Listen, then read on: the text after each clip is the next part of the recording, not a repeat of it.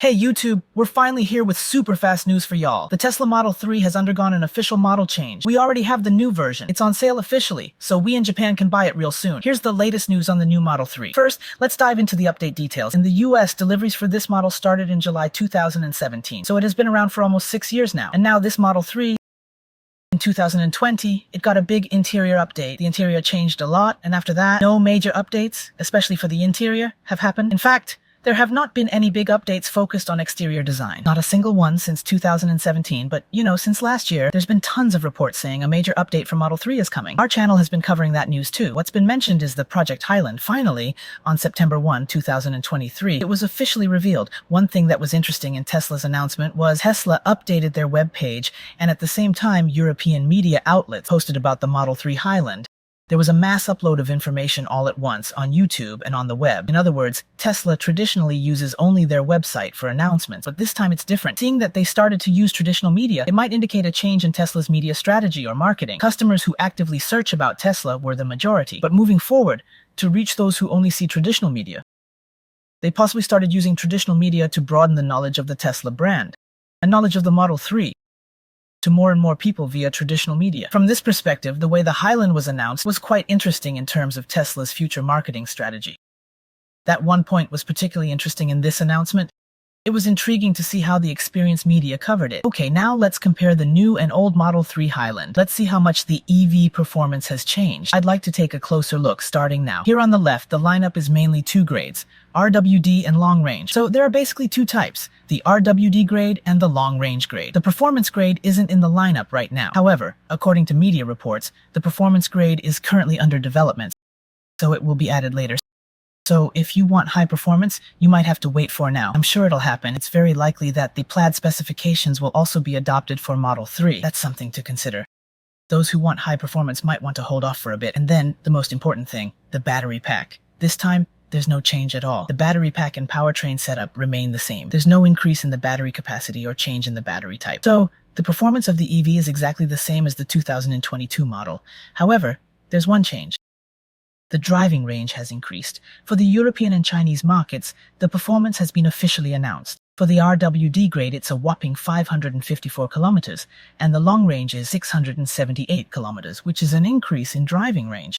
If we compare with the previous model, the RWD grade increased by 44 kilometers. Long range has increased by up to 52 kilometers. And then, if we convert to the EPA standard, which is more reliable, the RWD grade goes up to about 476 kilometers. The battery capacity stays the same. It seems we've managed to boost the electric performance by increasing the range. Looking at the official power consumption, it was 144 watt-hour per kilometer. It's now improved to 132 watt-hour per kilometer. There are several factors to this enhancement. Firstly, the aerodynamic CD value, originally being 0.225, is now reduced to 0.219, so we can expect significant improvement in high-speed performance. Also, the vehicle weight hasn't much changed for RWD, but the long-range model is slightly lighter. With significant standard equipment expansion, we will explain more later. Given this, the overall weight reduction must be in progress. Don't you think? On the other hand, the new Model 3 doesn't seem to utilize the predicted gigacasting. Apparently, it's not adopted to a high degree, contrary to what was initially said. There was talk about dramatically lowering production cost, but how much can the new Model 3 actually lower it? We're now getting into realms of speculation. Considering how they've enriched the standard equipment, how much has the total production cost been reduced? We can only guess by looking at Tesla's financial results, right? For the charging performance, the RWD maxes at 170 kilowatts and long range at 250 kilowatts. Since the battery's the same, there's no change in charging performance. I'll also run a charging performance test on this channel. Let's see if there's any real difference. It's possible they've made adjustments to the battery management system to improve charging performance. I'd like to verify this and provide updates in the future. On to the next one. The vehicle length is slightly extended to 4,070 millimeters. The wheelbase is the same at 2,875 millimeters, while the ground clearance is a bit lowered to 138 millimeters from 140 millimeters. This change might have slightly improved the electric performance. Of course, the front design is also sharper than before, which might have helped. Well, it may have slightly contributed to improving the electric performance. For Japanese people, the most concern is the width. but it remains less than 1,850 millimeters, so it fits perfectly into Japanese mechanical parking lots. For folks who can only prepare mechanical parking and want to buy a Tesla, Model 3 can now be on their list. Another great news. As for the storage space, the trunk size is unchanged at 88 liters. Since the length is extended, the trunk storage space is slightly expanded. It's 594 liters, making it a total of 682 liters, if trunk is included. It's rather impressive for a mid-sized sedan. However, as it's a sedan type, it doesn't provide as much freedom as a hatchback. There's no special change as compared to the old Model 3 about this. The global demand is overwhelmingly exceeding the production capacity. Tesla has to increase the price as demand increases, and lower it if it drops. If the demand settles down globally after 2024, I'm sure they'd start lowering prices. This time the big focus should be on the EV performance. Honestly, not much interest in the battery or motor, they're the same. What's important is the standard equipment. Let's check out this chart. The standard kit is impressive. I want to run through the details here. First, the tire size is 18 inches. The option for 19 inches is the same as the old model, but the wheel design is different. And especially, let's talk about the 19-inch Nova wheels. They definitely look better than the current sport wheels. Next, let's look at the touchscreen. Just a tad larger than the current 15-inch one. It's been bumped up to 15.4 inches, powered by an AMD Ryzen processor. The response isn't any better, but noteworthy is the 8-inch touchscreen in the rear seats. This is new, similar to the Model S and X, sharing the same design elements. You can now control air conditioning and watch videos from the rear seats. Another point, the USB charge port specs have been majorly upgraded. Previously, USB-C ports could output 27 watts, but now they can do a whopping 65 watts quick charge. Seat adjustment hasn't changed, but now, not just the seat heater, but seat ventilation comes standard. Another key point, the interior has been upgraded with ambient lighting. 256 colors, giving you all sorts of interior vibes. Also, the interior materials have been updated. I believe they offer a bit more luxury than before. We'll have to check the actual vehicle to be sure though. One thing to note is the door panel material. Can't confirm without a closer look, but the grade, RWD, and long range appear slightly different from each other. There's no doubt long range keeps the usual Alcantara, but for RWD as rumored, it's fabric. So the door panel for RWD might feel a bit cheap. When thinking about getting RWD or long range, consider the EV performance and differences here. It could be an important deciding factor. Also to improve soundproofing besides the existing front glass. The rear window now also uses double glass. This reduces wind noise by 30% and road noise by 20%. Let's back to wheels and tires for a bit.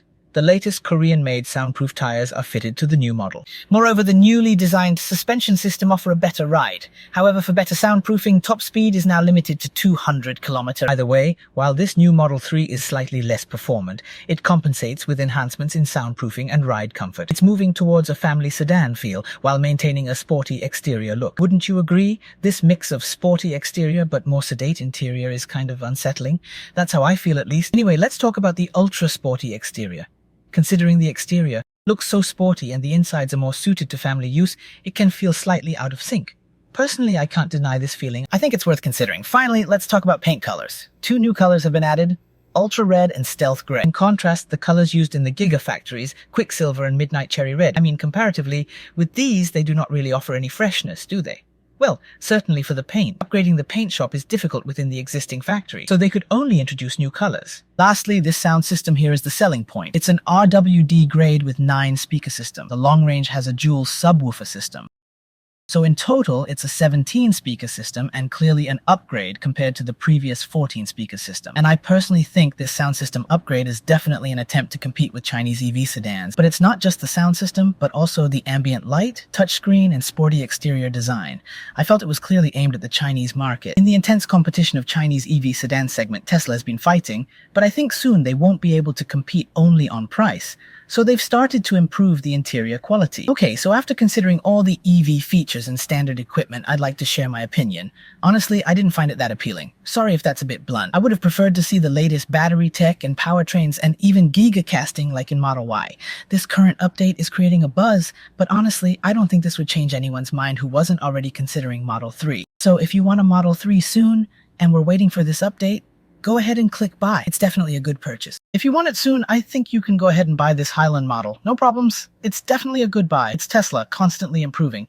Buy it when you feel like it. It's okay. Not a problem. The Model 3, or EV in general, if this Highland is great, why not grab it? Those who were excited about the Highland model, it's pretty special. If you ask if it's been majorly updated, I personally don't think so. Rather, something's about to come. EV performance could skyrocket. Considering that about the Model 3 Highland, I wonder if it's worth buying. That's how I feel. It may not matter to EV users though. Personally, I'm also interested in production cost, especially gigacasting. I mean, production costs were supposed to drop dramatically even though it didn't happen this time. They're working on reducing costs, but it's uncertain if the Model 3's overall cost has fallen. The interior is not cheap at all, so don't expect big improvements. If you think about Tesla's performance, the Model 3 is likely to get cheaper again. If competition intensifies, Model 3 will have to lower its price. Also, in another video, Tesla casually launched the Model 3 Highland. They quietly cut the price of Model S and X in North America and China. This clearly impacts Tesla's profits, especially since the Model S and X aren't selling in China at all. So the Highland may not be great news for Tesla's financial outlook. Tesla's investors should watch this development. Anyway,